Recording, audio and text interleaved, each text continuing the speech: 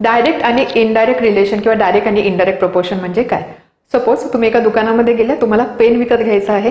एका पेनची किंमत आहे ₹10. एक पेन घेतला तुम्ही 10 रुपये देणार, 2 पेन घेतले तुम्ही 20 रुपये घेणार, 10 पेन जर तुम्ही खरेदी केले तुम्ही 100 रुपये देणार. आता यामध्ये जर मी 2 क्वांटिटीज कन्सिडर केला, क्वांटिटीज काय असणार आहे?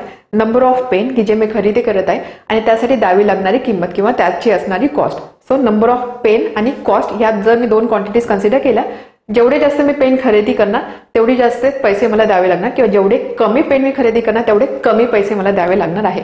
सो ह्या 2 क्वांटिटीमध्ये काय रिलेशन आहे? एक क्वांटिटी वाढली तर दुसरी सुद्धा वाढत आहे, एक क्वांटिटी कमी झाली तर दुसरी सुद्धा क्वांटिटी कमी होत आहे. असं जे रिलेशन असतं याला आपण बोलतो डायरेक्ट प्रोपोर्शन किंवा डायरेक्ट रिलेशन.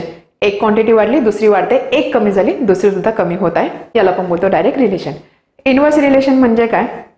तुम्ही गाडीने कुठेतरी प्रवास करत आहात. सपोज तुम्ही गाडीचा स्पीड वाढवला तर त्या डेस्टिनेशनला पोहोचण्यासाठी लागणारा तुमचा टाइम कमी होणार आहे, बरोबर.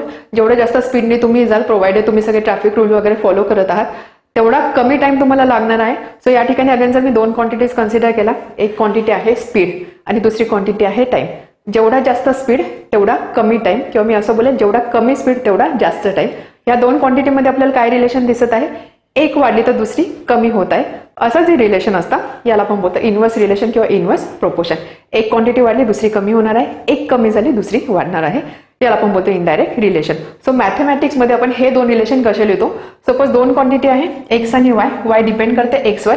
एक्स वाढत आहे, वाय सुद्धा वाढत आहे, एक्स कमी होत आहे, वाय सुद्धा कमी होत आहे, याला आपण बोलतो direct proportion which can be written as Y is directly proportional to x.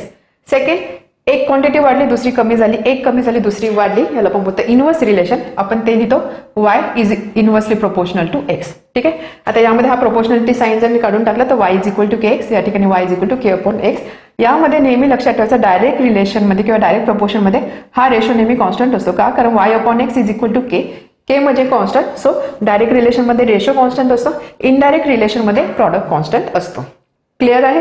अजून एक एक्झाम्पल, जेवढा जास्त इंटरनेटचा स्पीड असणार आहे, इंटरनेटचा स्पीड जेवढा जास्त तेवढा इमेज डाउनलोडिंगला लागणारा टाइम कमी असणार आहे.